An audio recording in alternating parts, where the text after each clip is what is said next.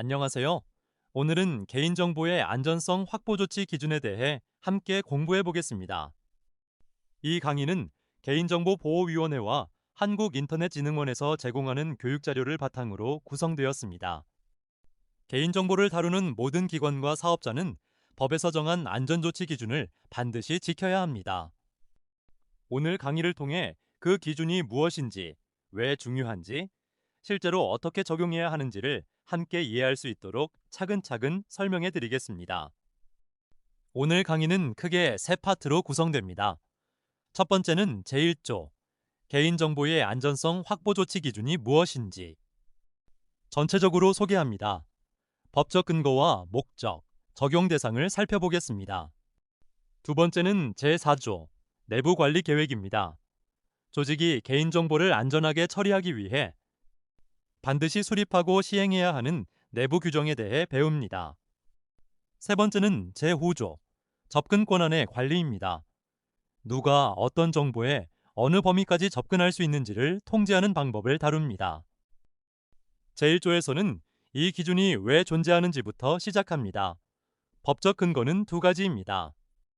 개인정보보호법 제29조의 안전조치 의무와 같은 법 시행령 제30조 제1항입니다. 법이 개인정보를 다루는 모든 주체에게 안전하게 관리하라고 규정하고 있고 그 구체적인 방법을 고시로 정한 것이 이 기준입니다. 이 기준의 목적은 단순합니다. 개인정보가 분실, 도난, 유출, 위조, 변조, 훼손되지 않도록 기술적, 관리적, 물리적 안전조치에 최소 기준을 정하는 것입니다. 최소 기준이라는 것이 중요합니다. 이 기준을 지키지 않으면 법 위반이고 더 강하게 보호하는 것은 언제나 권장됩니다. 이 기준의 적용 대상은 업무 목적으로 개인정보 파일을 운용하는 모든 주체입니다. 공공기관, 법인, 단체, 사업자, 개인 할 것 없이 적용됩니다.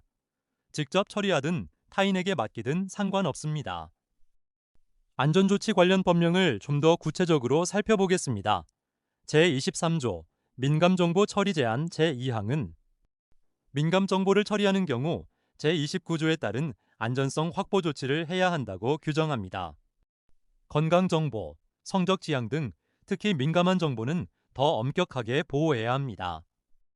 제24조 고유식별정보 처리 제한 제3항은 주민등록번호, 여권번호 같은 고유식별정보를 처리할 때는 암호화 등 안전성 확보 조치를 해야 한다고 명시합니다. 제28조 1시 가명정보에 대한 안전조치 의무는 2020년 데이터 3법 개정으로 신설된 조항입니다. 가명정보를 처리할 때는 원래 상태로 복원할 수 있는 추가 정보를 반드시 분리 보관하고 기술적, 관리적, 물리적 안전조치를 취해야 합니다. 제29조 안전조치 의무가 핵심입니다. 개인정보 처리자는 개인정보가 침해되지 않도록 내부 관리 계획 수립, 접속 기록 보관 등 필요한 모든 안전조치를 해야 합니다. 개인정보보호법 시행령에서 구체적으로 어떤 조치들을 열거하고 있는지 살펴보겠습니다. 시행령 제21조는 고유식별정보의 안전성 확보 조치에 관해 제30조를 준용한다고 규정합니다. 시행령 제30조 제1항에서 개인정보 처리자가 해야 할 안전성 확보 조치를 8가지로 열거하고 있습니다. 오늘 강의와 관련 깊은 항목들을 짚어보면 1호는 내부관리 계획의 수립, 시행, 점검 2호는 접근 권한 제한 조치 3호는 접근 통제 조치 4호는 암호화를 포함한 안전한 저장 및 전송 조치입니다. 이 항목들이 바로 오늘 강의의 제4조, 제5조에서 다루게 될 내용의 법적 근거입니다. 법이 시행령으로 시행령이 고시로 이어지는 구조임을 기억해 두시면 좋습니다. 시행령 제30조 후반부를 계속 살펴보겠습니다. 5호는 접속 기록의 보관 및 위변조 방지 6호는 악성 프로그램 방지를 위한 보안 프로그램 설치 운영 7호는 잠금장치 설치 등 물리적 안전조치입니다. 중요한 조항이 시행령 제29조의 5, 가명정보에 대한 안전성 확보 조치입니다. 가명정보를 처리할 때는 세 가지를 반드시 지켜야 합니다. 첫째, 제30조에 따른 일반 안전성 확보 조치를 이행하고, 둘째, 감염 정보와 추가 정보를 분리 보관해야 하며, 셋째, 감염 정보와 추가 정보에 대한 접근 권한을 분리해야 합니다. 소상공인처럼 인력이 부족한 경우에는 접근 권한 분리의 예외를 인정하되 최소한의 접근 권한만 부여하고 보유 현황을 기록으로 남기도록 하고 있습니다. 이 페이지는 개인정보 보호 업무의 전체 구조를 피라미드 형태로 보여줍니다. 가장 위에는 법제도가 있습니다. 개인정보보호법, 시행령, 표준지침, 안전성 확보 조치 기준이 모든 것의 근거가 됩니다. 그 아래 정책층에는 내부관리 계획이 위치합니다. 접근 권한 관리 정책, 유출사고 대응 절차, 재해재난 대응 절차 등이 이 층에 속합니다. 세 번째 이행 점검층에는 실제 보호 조치들이 있습니다. 유출 방지, 접근 통제, 취약점 점검, 접속 기록 관리, 암호화 저장, 보안 프로그램 설치 점검 등이 해당됩니다. 가장 아래 관리층은 실제로 보호해야 할 대상들입니다. 개인정보 처리 시스템부터 업무용 컴퓨터, 모바일 기기, 단말기, 종이문서까지 모두 포함됩니다. 이 피라미드를 기억하면 법이 왜 이런 조치를 요구하는가를 체계적으로 이해할 수 있습니다. 이제 제4조 내부관리계획으로 넘어가겠습니다. 내부관리계획이란 첫째, 개인정보가 분실, 도난, 유출, 위조, 변조, 훼손되지 않도록 안전하게 처리하기 위해 수립 시행하는 관리적 안전조치입니다. 둘째, 전체에 통용되는 내부 규정입니다.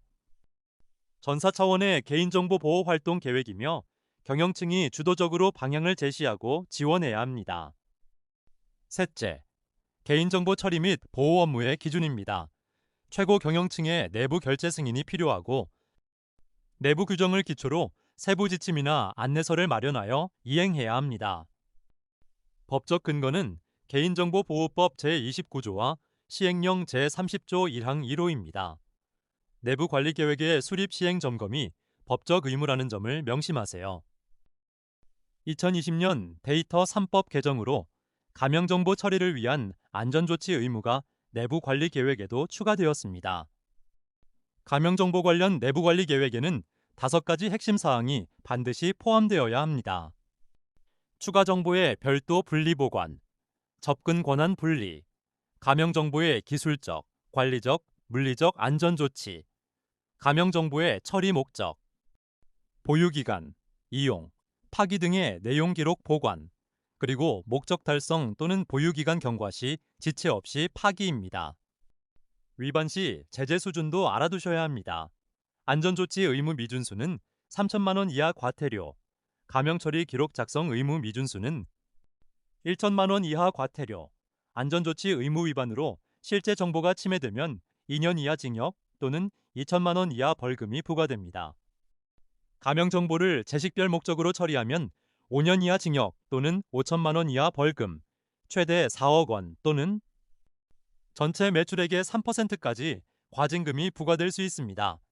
매우 엄중한 제재임을 기억하세요. 내부관리 계획에는 반드시 들어가야 할 내용이 16가지로 규정되어 있습니다. 1. 개인정보 보호 조직의 구성 및 운영. 2. 개인정보 보호 책임자의 자격 요건 및 지정. 3. 개인정보 보호 책임자와 개인정보 취급자의 역할 및 책임. 4. 개인정보 취급자에 대한 관리 감독 및 교육. 5. 접근 권한의 관리. 6. 접근 통제.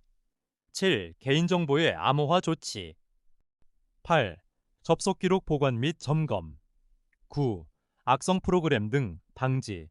10개 인정보 유출 도난 방지를 위한 취약점 점검. 11. 물리적 안전 조치. 12. 개인정보 유출 사고 대응 계획 수립 시행. 13. 위험 분석 및 관리. 14. 수탁자에 대한 관리 및 감독. 15. 내부 관리 계획의 수립, 변경 및 승인. 16. 그 밖의 개인정보 보호를 위하여 필요한 사항입니다. 중요한 점은 내부 관리 계획이라는 이름이 아니더라도 이 필수 사항을 모두 포함하고 있으면 내부 관리 계획으로 인정받을 수 있다는 것입니다. 목차 예시를 참고하시면 실제 문서 구조를 이해하는 데 도움이 됩니다.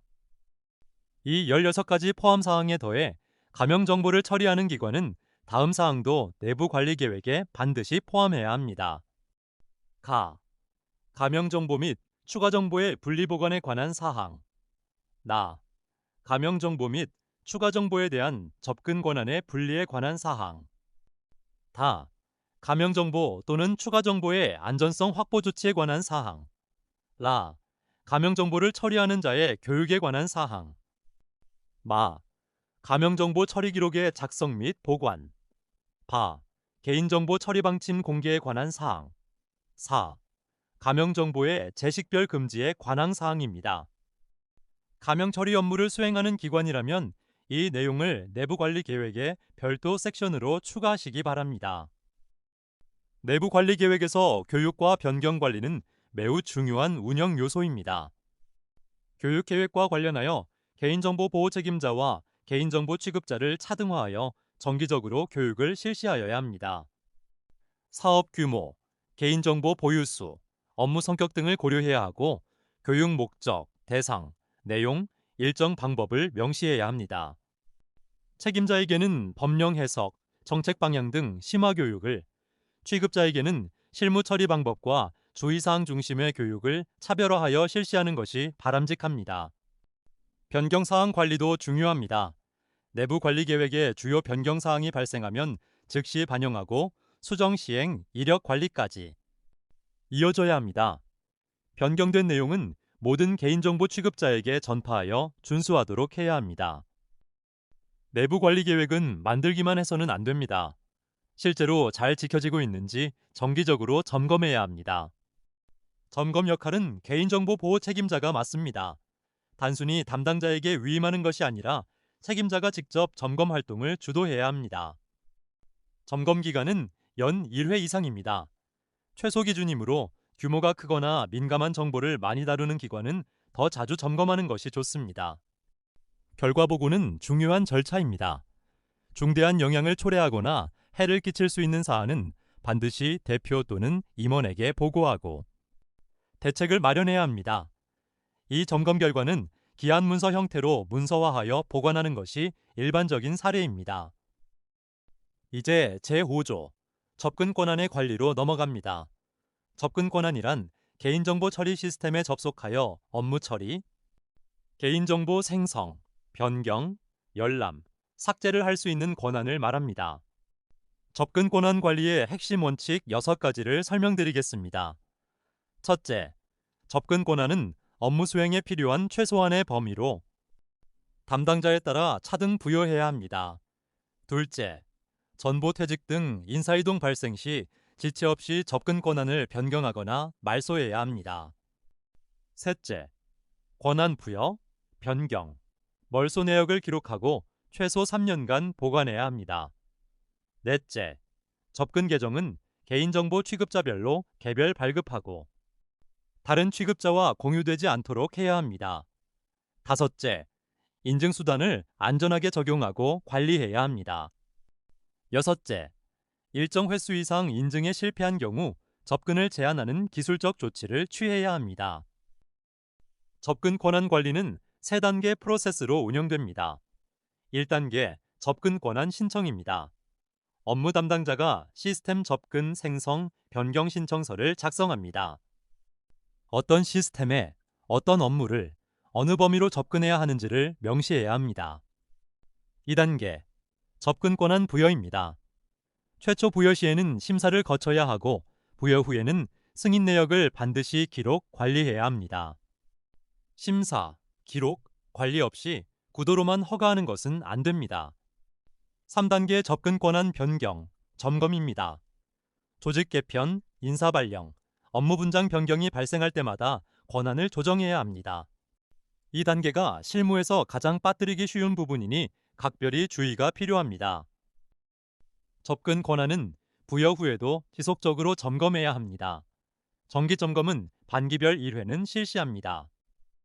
접근 권한 관리의 적절성과 오남용 여부, 개인정보 유출 위험, 접근 권한 부여의 적절성 등을 점검합니다.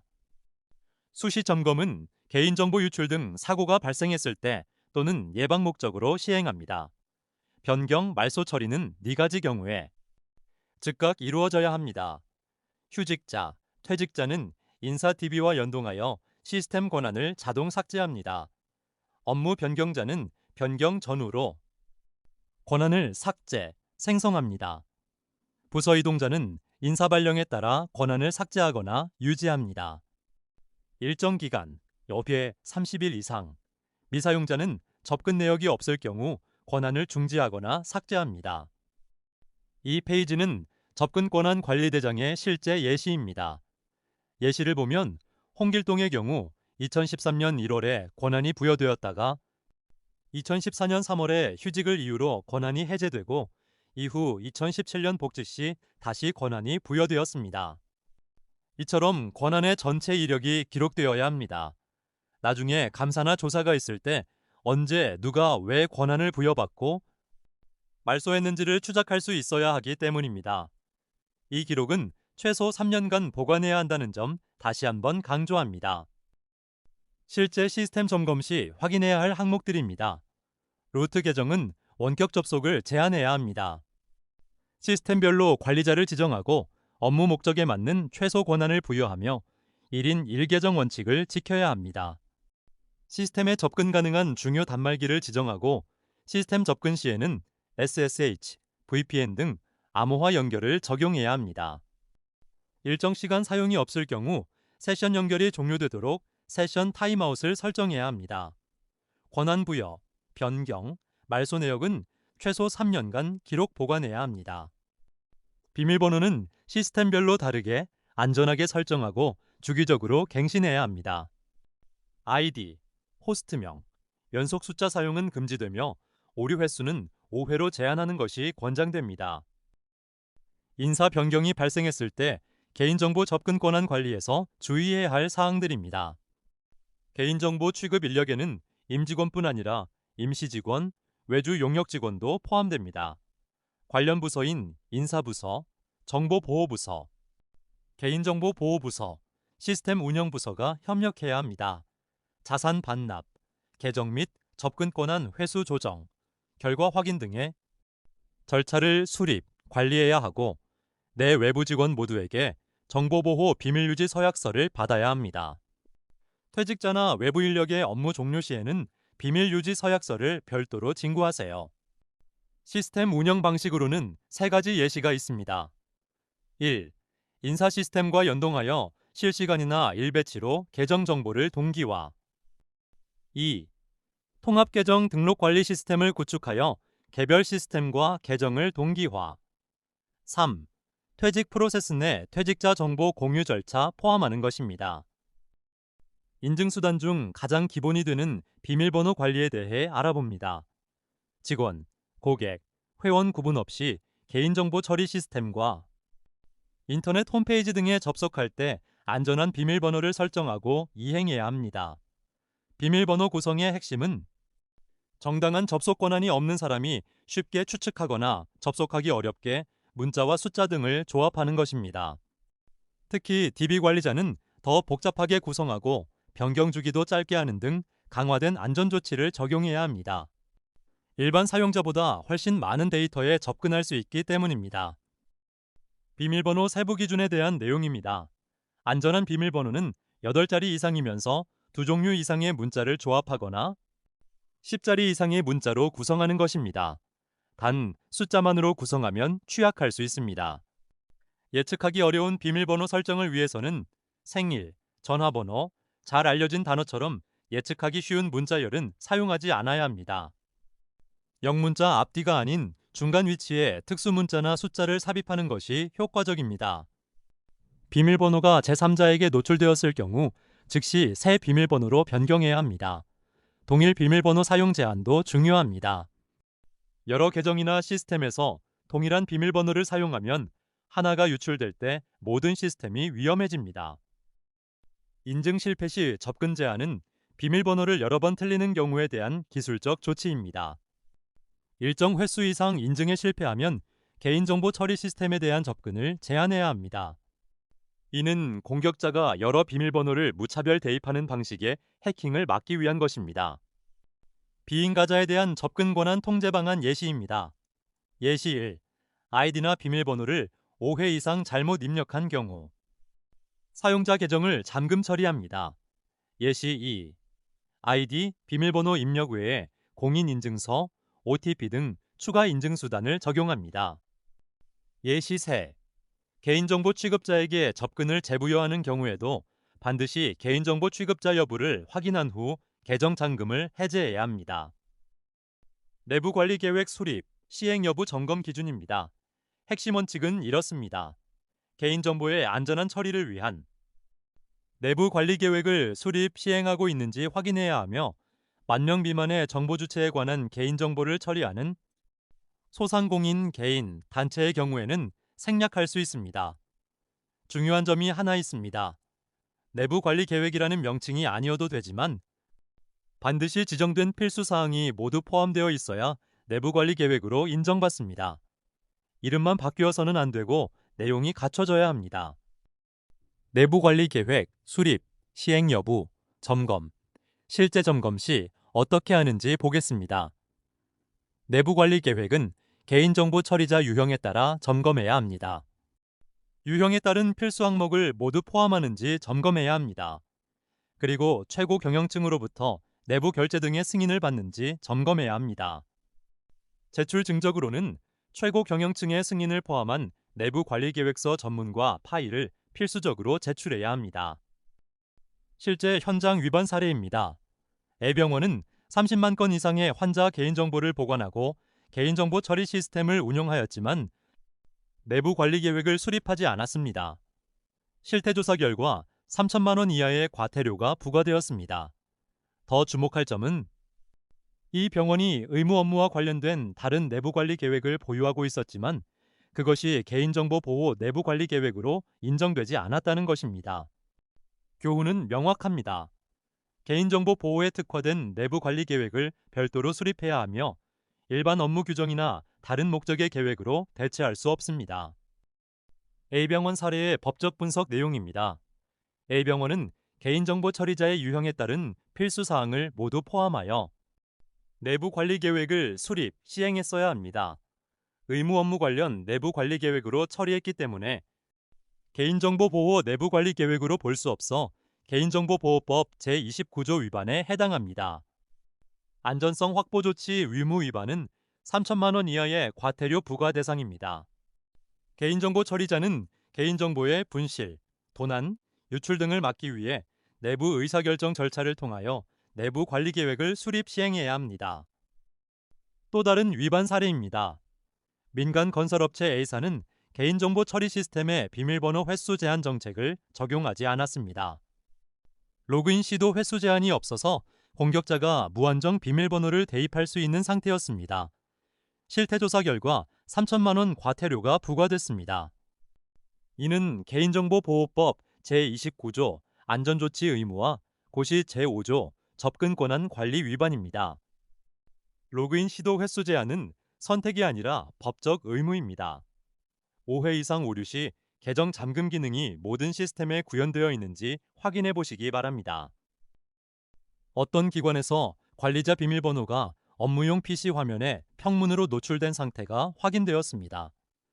법적 요건은 명확합니다. 개인정보 처리자는 고유식별 정보, 비밀번호, 바이오 정보를 저장할 때 반드시 안전한 암호화 알고리즘을 적용해야 합니다. 비밀번호를 화면에 붙여두거나 파일에 평문으로 저장하는 것은 명백한 위반입니다. 대응 방안은 간단합니다. 해당 비밀번호를 즉시 삭제 또는 암호화 조치를 적용하고 새로운 안전한 비밀번호로 교체해야 합니다. 권한 없는 접근 관련 법원 판례들입니다. 우연히 알게 된 타인 아이디 패스워드로 승낙 없이 접속한 경우, 과거 직무상 알게 된 패스워드로 퇴직 후 접속한 경우, 동사무소 직원의 패스워드로 주민 전산망에 접속한 경우 모두 처벌을 받았습니다. A소령은 업무상 최대위와 아이디 패스워드를 공유했고 최대위는 A소령의 계정으로 사령관에게 협박 메일을 발송했습니다. 이 사례들이 말해주는 것은 명확합니다. 계정은 절대 공유해서는 안 됩니다. 선의로 공유하더라도 악용될 경우 법적 책임으로 이어질 수 있습니다. 1인 1계정 원칙은 반드시 지켜야 합니다. 접속 기록 점검을 통해 적발된 위반 사례입니다. 1. 접근 대역 외 접속. 인가된 접근 대역 밖에서 대행 로그인으로 계정을 사용하거나 해외에서 계정을 공유하여 사용한 경우입니다. 2. 휴직자, 퇴직자 업무 처리. 휴직자의 계정을 공유하여 사용한 경우입니다. 이 모든 사례가 접속 기록 점검을 통해 적발되었다는 점이 중요합니다. 접속 기록은 단순한 기록 보관 의무가 아니라 비정상 행위를 탐지하는 실질적인 보안 도구입니다. 반기별 1회 이상의 정기 점검이 얼마나 중요한지를 잘 보여주는 사례입니다. 관리자 페이지 접근 제어 미흡 사례입니다. A 공공기관의 홈페이지 관리자는 외부 출장 시에도 관리자 페이지에 접근할 수 있도록 외부망 접근 설정을 해두었습니다. 그런데 외근 중 사고로 인해 접근 제어가 방치되었고 취약한 비밀번호가 설정된 채로 있었고 결과적으로 홈페이지 개인정보가 대량으로 노출되었습니다. 예방을 위한 3가지 조치를 기억하세요. 첫째, 관리자 페이지를 외부에서 접속할 경우 반드시 VPN이나 전용망 등 안전한 접속 수단을 마련해야 합니다. 둘째, 관리자 페이지 접속 주소가 admin, administrator 등 예측하기 쉬운 주소가 아닌지 확인하세요. 셋째, 기본값 비밀번호와 단순한 비밀번호 사용은 반드시 지양해야 합니다.